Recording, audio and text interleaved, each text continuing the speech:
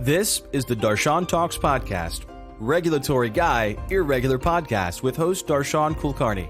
You can find the show on Twitter at Darshan Talks or the show's website at darshantalks.com. So I recently got my hands on the Oculus Quest. It was really difficult to get your hands on for several months, and it was really disappointing because as soon as I got it, I found out that they're looking at bringing an Oculus Quest 2 onto the market already.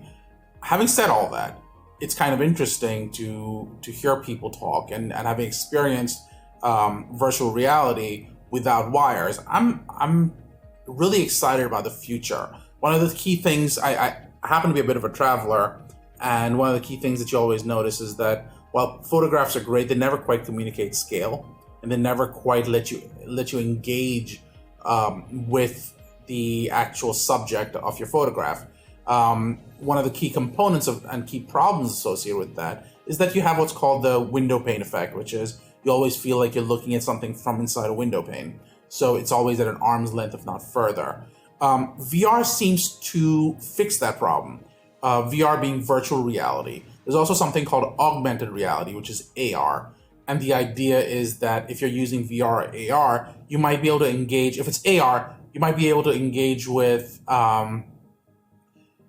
some computer-aided systems that let you engage with technology in the real world. So, for example, let's say you're a surgeon and you're about to start cutting into someone's blood vessels. The AR system, using something like a artificial intelligence, can start naming which vein is which one, helping you decide which vein or artery to cut so that you can actually get to the organs you need to. In the pharma industry, obviously, there are medical device advantages for sure, but there are some also drug advantages. For example, you could use AR, VR for molecule modeling. You could use that for a heightened version of informed consent. And if you are involved in remote working, which is what a lot of companies are doing right now in the context of COVID, one of the big problems with remote working is that you don't get to engage with individuals like you. And that therefore there's actually you're starting to see a taper in the improvements that people saw with remote working. AR and VR gives you some of those advantages back because you get to engage with people right next to you. So the question is, what are the bioethical challenges associated with AR or VR? So one of the key components is that AR and VR, the most common one, the most popular one right now is Oculus Quest. Oculus Quest is owned by Facebook, which has seen more than its share of privacy issues pop up. So let's analyze virtual reality and augmented reality using traditional bioethical principles. The first one being respect for persons. And again, in the context of transparency, we've got to make sure that people know that their information is being collected. They have a clear understanding of what data is being collected, why is it being collected, and what are the implications of that. This is actually similar to what GDPR and CCP also require, so that makes it easier. The question is, are companies going to follow suit? Or is it just a checkbox system that you sort of just click through because you know no one's ever going to read them? There is also the idea of non-malfeasance and beneficence, which is in the context of innovation, you're starting to be at the cutting edge and you're starting to develop cutting edge technology. That's going to benefit a lot of people.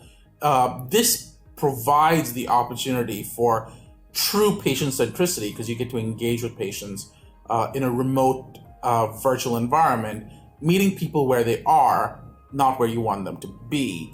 That could aid not only in clinical research, but also in patient engagement itself. So the big question becomes, what happens when you start connecting some of these innovation components, things like telehealth or artificial intelligence? Where do you keep the data? Are there any practice of medicine issues? Each of them start popping up, and love to discuss any one of those with individuals on Twitter. If you actually want to get into it, you can find me on Twitter at Darshan Talks. Then there's the issue of justice. And this is one of the key components that's problematic. Right now, it's a $500 system. Not everyone has access to VR. Then again, there's also the fact that when you wear the VR system, your eyes start hurting. That's been my experience, at least. After about a half hour to an hour, your eyes start hurting. The Oculus Quest is notorious for being heavy in the front, which again causes your neck to hurt. So if you are, if you're not young, if you are not fit, you're going to start having problems.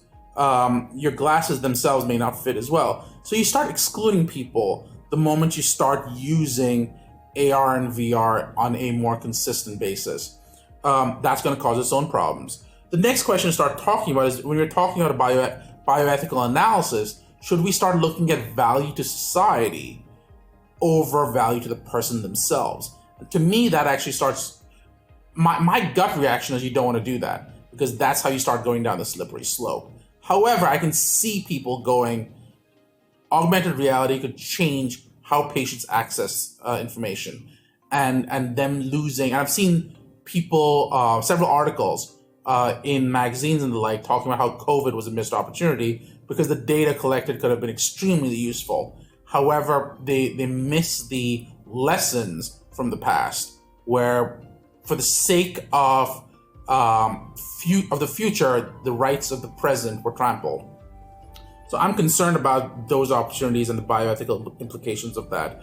If you think I missed some issues in the context of AR or VR, feel free to reach out to me at Darshan Talks. I look forward to hearing from you. This is the Darshan Talks podcast, regulatory guy, irregular podcast with host Darshan Kulkani. You can find the show on Twitter at Darshan Talks or the show's website at darshantalks.com.